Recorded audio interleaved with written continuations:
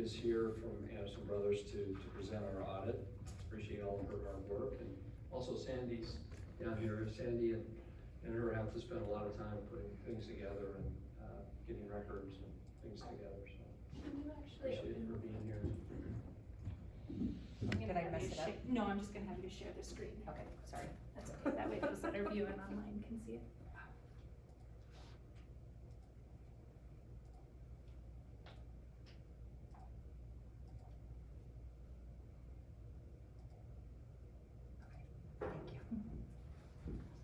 Okay. So, yeah, my name's Tony Hackworth. I'm with Anderson Brothers, and we performed the financial statement audit for the city for September 30th, 2020. I have a brief presentation here for you this evening.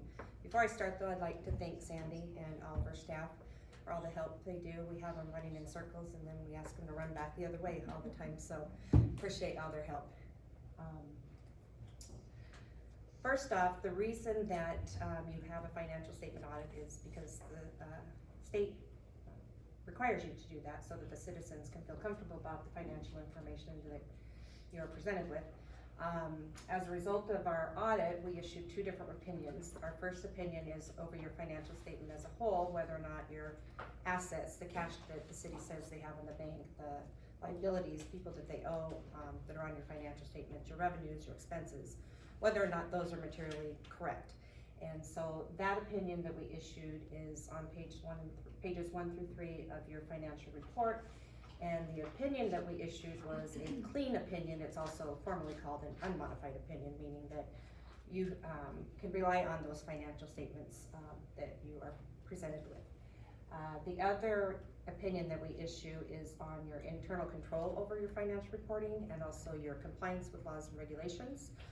As a governmental entity, we have to make sure that you do have internal control systems in place and that you're also adhering to laws and regulations in regards to your financial accounting and reporting. And again, we issued a clean opinion or an unmodified opinion on that as well. These are just a few financial highlights of your general fund for this last year. Your revenues over expenses in the for-profit world would be called net income. Was 1.4 million in that last fiscal year, and the prior year was 1.1 million. The significant differences between those 2 years, revenues in the 2020 year were $482,000 higher. 312,000 of that were governmental or state revenues, sales tax, highway user, and state liquor funds that are controlled by consumers. So your increases or decreases are controlled by the population there. The other increase was due to about 114,000 in property taxes, and then another 130,000 in permits and licenses. The expenditures in 2020 increased by about 175,000 compared to the prior year. That was about a 4% increase. So this graph shows you over the last 5 years the general fund, the revenues and expenses for each of those years. As you can see, the expenditures are fairly consistent. Those will fluctuate as you have capital outlay projects and things of that nature that aren't occurring every year. You can see that the green there, that the increase in the revenues that we talked about the 482,000 is represented there. Over time, as a result of revenues over expenses, what accumulates is what's called your fund balance. And this chart shows you where your fund balance is and has been over the last 5 years. We have it broken out here in 4 different areas. One is non-spendable, and that just recognizes monies that you have prepaid for or spent for future uses, so it's not available. The yellow part of the graph are restricted funds, and so those are monies that come in from outside sources that you are restricted to use for specific purposes. Then you have an assigned category, and you can see that really you can't even see the real light green line, but you don't have specifically assigned some of your fund balance for some of the specific projects that you have projected. And then there's your unassigned, which is the balance. One thing that we discussed is that I know the city does have a lot of planned use for fund balance, a lot of projects that are coming up and that you have, uses for, that I would recommend that you go ahead and specifically assign those, so that then they can be presented in this graph more accurately of what your plans are. Does that make sense?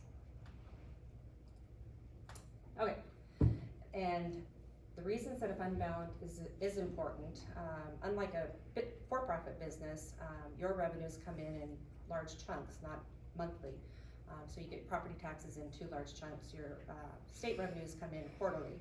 So your vendors want to be paid and your employees want to be paid monthly, so it is important that you have a fund balance so that you can keep operations flowing with that. If there's unexpected emergencies, recessions and such, fund balance is good to have, so you have funds available for that. If state and federal funding were to be reduced, it also helps you if you have capital outlay that you need to purchase, rather than going and financing it and paying a finance charge, you can use your fund balance for that. Or if you do need to go out for financing, it can help you get a lower rate for that. Okay, the next 2 graphs talk about your sewer fund. And your sewer fund, your net operating income this last year was 1.26 million. You had an increase in revenue from the prior year of about 512,000, and that was due to an increase in rates that occurred in September of 2019. And then your operating expenses actually decreased this last year. In 2019, there was a large non-recurring legal expense that you incurred, and that is not present in this last year. So that helped with the operating income in the current year. And this graph just shows you the revenues and expenses in your sewer fund over the last 5 years.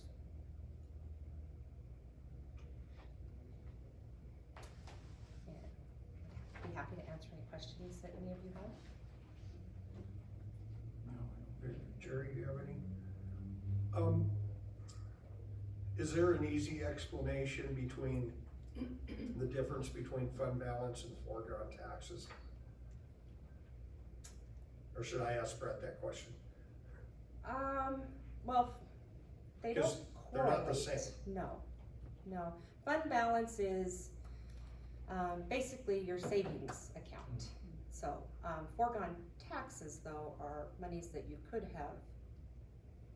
It's a so the foregone is like the legal allowance under state law, that if we hadn't taken part of the 3%, the council could in a later year go back and take some of that 3%. And you have to, there's some legal requirements to do that, but yeah, the foregone amount is actually, is gonna be cash in the bank that we have access to. And I might mention, when she was going through, you know, the amount that we have in the fund balance, we have projects that we've talked about, you know, going through, with, one of them was the public workshop, you know, moving the public workshop and building an adequate public workshop. And so the fund balance there is really, we look at it as like one-time money that we can use for projects. And I think with the way that things are going in the state, what we, over the coming months, what we need to do is highlight and put in which projects we intend to use that for, because we have multiple projects, road projects, public works, and other that we need to use that money for. So Yeah, if you specifically assign it, then in your financial statements, it can be broken out that way and really presents a more clear picture of what your anticipated and your planned needs are. Thank you. Okay. Thanks. So do we need to have a motion for this? I think the motion we would make would not approval, but we've always done acceptance of the audit. Okay. As opposed to approve. So yeah, motion to accept the audit for FY2020. Okay, so do we have a motion to accept the audit for 2020? I'll make that motion. I'll second. We have a motion and a second. We have a roll call, please, Abby? Council President Satterfield? Yes. Councilmember Panabaker? Yes. Councilmember Delang? Yes.